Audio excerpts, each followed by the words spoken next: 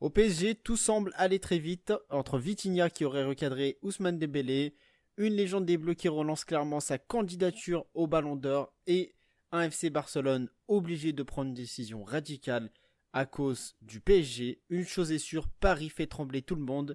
Mais alors, est-ce que le Paris Saint-Germain est en train de devenir incontrôlable? Est-ce que Dembélé peut vraiment viser le Ballon d'Or une nouvelle fois? Et surtout, est-ce que tout peut exploser en interne? On va analyser tout ça sans filtre aujourd'hui. C'est parti pour cette nouvelle émission Talking. Aujourd'hui, on va parler du clash avec Dembélé, un candidat aussi qui a vu Dembélé Ballon d'Or cette année. On va voir aussi avec le clash du Barça. On va parler de tout ça dans cette vidéo. Si vous êtes nouveau et vous n'êtes pas abonné, n'hésitez pas à le faire. Ça soutient énormément la chaîne YouTube et comme ça, vous pourrez rater aucune des prochaines vidéos qui vont sortir. Aujourd'hui, on va parler de plusieurs sujets sur le Paris Saint-Germain juste avant le match contre Monaco qui a lieu demain soir à 21h. Il y a eu plein de sujets qui font débat. On va commencer déjà avec le premier sujet, avec le PSG. Vitinha, un Guirlandais, excusez-moi, Ousmane Dembélé.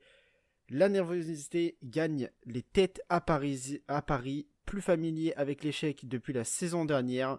Les Parisiens ont déjà enchaîné 3 revers en ce début d'année 2026, le dernier face à Rennes, donc le match qu'ils ont perdu 3-1 ce vendredi qui a décancé quelques remous avec le gros coup de gueule d'Ousmane Dembélé. D'ailleurs, n'hésitez pas à aller voir la dernière vidéo, on a fait un petit débrief là-dessus.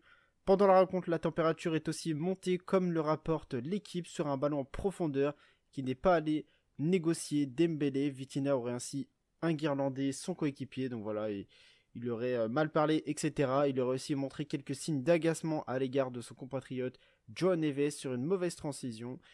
Charge à Luis Enrique de ramener la sérénité, excusez-moi, j'ai un peu du mal aujourd'hui, dans le groupe avant le barrage des Ligues des Champions face à ce Monaco. Ce mardi soir, forcément, des embrouilles qui pètent au sein du Paris Saint-Germain, embrouilles à prendre à la légère ou pas. Moi, je pense que c'est à prendre à la légère, on en a déjà parlé dans la dernière vidéo. Là, c'est Vitinha qui a fait un petit coup de gueule, ça peut se comprendre, forcément. Vitinha qui a un peu recadré Dembélé, qui a un peu recadré aussi João Neves. Forcément, ça se comprend. Ils ont perdu 3-1. Les joueurs qui étaient très très nerveux, très très énervés. La performance un peu de tout le monde. Alors là, Dembélé qui a remis sur l'individualité de certains joueurs. Vitinha, voilà, pareil, qui dit à peu près les mêmes choses. Et derrière, est-ce qu'il faut faire très gaffe? Je pense que oui. Faut pas que les joueurs se prennent la tête. Moi, je pense que c'est des embrouilles, on va dire, très très légers au sein du vestiaire. Normalement, les joueurs seront restés, je l'espère, assez professionnels. De toute façon, on verra ça demain dans le match en Ligue des Champions au barrage Monaco contre le Paris Saint-Germain. J'espère que ça ne jouera pas en faveur de Monaco avec toutes ces embrouilles parce que attention à Monaco qui peuvent en profiter pour gagner du coup leur match demain avec toutes les embrouilles sur le terrain, etc. Donc voilà, en tout cas des petites embrouilles entre joueurs du Paris Saint-Germain, c'est dommage, mais c'est comme ça, c'est le football, ils ont perdu et forcément je pense qu'ils savent rester forts et garder la tête haute pour les prochains matchs pour savoir les gagner. Le prochain point qu'on va parler aussi, ça va être une légende des Bleus, voit Dembélé capable de regagner le Ballon d'Or, à l'exception des deux monstres Cristiano Ronaldo et Lionel Messi. Aucun joueur n'a réussi à remporter 2 fois de suite le Ballon d'Or au 21e siècle, c'est vrai ça les amis. C'est vrai que là c'est une dictature de CR7 et de Léo Messi, c'est incroyable au 21e siècle. Si Dembélé nourrit cette ambition, il devra être capable de porter le PSG comme la saison dernière en Ligue des Champions, c'est faisable. On l'a vu de Dembélé qui est extrêmement décisif. Sa finition est juste incroyable. Son dernier but, c'est de la tête. Même moi, j'y croyais pas. En tout cas, Dembélé, depuis qu'il a travaillé sa finition, c'est extraordinaire. C'est un top, top, top joueur. On l'avait tous dit, de toute façon, il a réussi à travailler ça. Maintenant, ça paye, donc tant mieux pour lui. Comme la saison dernière, du coup, en Ligue des Champions, mais aussi l'équipe de France en Coupe du Monde. J'espère qu'il sera aussi décisif pour cette Coupe du Monde. Ça ferait du bien à la France. Alors qu'il est toujours à la recherche de son premier tournoi référence en sélection. Au micro de Téléfoot, la légende Jean-Pierre Papin, lauréat en 1991, estime que le Parisien avait toutes ses chances s'il est capable de regagner un Ballon d'Or. Il fait partie de ceux qui vont être favoris quoi qu'il arrive, mais on n'est pas Ballon d'Or sur l'année, on est Ballon d'Or parce que à une période de l'année, t'enchaînes, t'es efficace, décisif, bon partout et dans toutes les compétitions, mais oui pourquoi pas, bien sûr.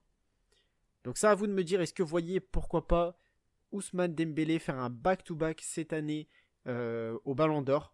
Donc moi très clairement, je pense que ça va être compliqué. Je peux pas dire oui, je peux pas dire non non plus.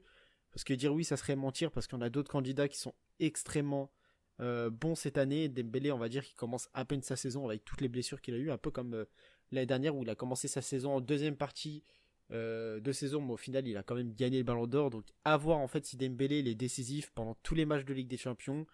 Si Paris arrive à regagner une finale, ils font un back-to-back et Dembélé est extrêmement décisif, pour moi ça sera Dembélé le Ballon d'Or. Après, à voir aussi comment se passe la Coupe du Monde, parce que si la Coupe du Monde, on a un grand Mbappé et Mbappé, grâce à lui on prend la Coupe du Monde, ça sera forcément Mbappé le Ballon d'Or. Donc encore une fois, ça dépend de plein de choses, mais pourquoi pas Dembélé un back-to-back Ballon d'Or. Personnellement, cette année, je ne vois pas reprendre le Ballon d'Or. Mais à voir, j'espère en tout cas pour lui qu'il fera une grosse saison. Le prochain sujet, on va parler aussi du pétage de câble, on va dire, du FC Barcelone. Le PSG a forcé le FC Barcelone à prendre une décision drastique. Le départ de Dro Fernandez au PSG a ouvert les yeux aux dirigeants du Barça, il était temps, depuis le temps, qui vont désormais travailler différemment avec les jeunes de la Masia. C'est un sujet qui a été abordé à maintes reprises ces dernières semaines. Le FC Barcelone et la Masia sont victimes de leur propre succès. Et récemment, le Paris Saint-Germain est par exemple venu se servir du côté du Camp Nou, arrachant Dro Fernandez au Catalan pour un montant légèrement supérieur à sa clause libératoire de 6 millions d'euros. C'est rien du tout pour une pépite comme ça. Une manière de ne pas se brouiller avec la direction catalane très agacée de la décision du joueur de partir. La presse pro-Barça a elle aussi ragé à plusieurs reprises. Effectivement, les dirigeants barcelonais et le staff d'Hansi Flick comptaient énormément sur le milieu de terrain hispano-philippin, mais ce dernier estimait qu'il n'avait pas vraiment d'avenir à Barcelone avec la concurrence et qu'il aurait plus d'opportunités de jouer au Paris Saint-Germain. Pour l'instant, il a dû se contenter de 2 entrées en jeu face à l'OM lors du Classico, de la victoire 5-0 et ensuite de la défaite malheureusement 3-1 contre Rennes. Mais on a vu en tout cas un très très gros joueur, un très gros potentiel.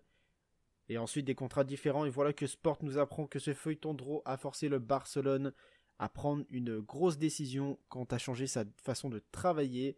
Effectivement, ces derniers jours, le club a accéléré sur certains dossiers et surtout a commencé à imposer des clauses libératoires plus élevées, forcément pour éviter que tout le monde vienne chercher leurs jeunes joueurs de la Masia à 6 millions d'euros, forcément voulant fixer des clauses libératoires beaucoup plus hautes. L'objectif est désormais de blinder les contrats des joueurs afin d'éviter que des joueurs afin d'éviter que des clubs, puissent venir faire leurs courses à la Masia et enrôler des joueurs prometteurs pour une bouchée de pain, forcément.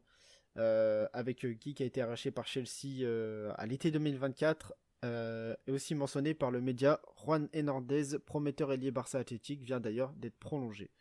Donc voilà, forcément, dites-moi vous ce que vous en pensez. Est-ce que ça a été une bonne affaire ou pas du Paris Saint-Germain? Moi franchement je vous le dis très clairement, ça a été parfait pour le Paris Saint-Germain qui a su en profiter. Dro qui a compris qu'il n'allait pas être forcément titulaire dans cette équipe de Barcelone pour l'instant. Et je pense qu'il a fait le bon choix de partir au PSG. Le PSG qu'en a profité, qu'ils l'ont acheté très peu cher. Mais enfin le Barça qui se réveille, on va dire que maintenant. Ils ont déjà perdu quelques joueurs depuis 2024. Et là ils se réveillent que maintenant, après que Dro soit parti. Ils décident d'augmenter les clauses pour éviter que les autres clubs du coup viennent chercher leurs jeunes joueurs formés à la Masia. Ça se comprend forcément. En tout cas, c'est largement compréhensible. Dites-moi vous ce que vous en pensez sur ce petit pétage de plomb entre guillemets de Barcelone. Mais forcément, si vous avez des joueurs comme ça, c'est logique qu'il y en a qui veulent partir comme Dro, hein, qui sait qu'il ne pourra pas forcément jouer à Barcelone directement. Donc voilà à peu près les petites actus dont je voulais parler aujourd'hui. Demain peut-être une nouvelle vidéo les amis, le matin ou le soir, je sais pas du tout. On va peut-être parler un peu des polémiques aussi au Real Madrid et peut-être pourquoi pas faire une petite vidéo juste avant le match de Ligue des Champions à 21h les amis. Merci à vous d'avoir regardé et écouté ce Talking le foot sans filtre et je vous dis à la prochaine. Salut.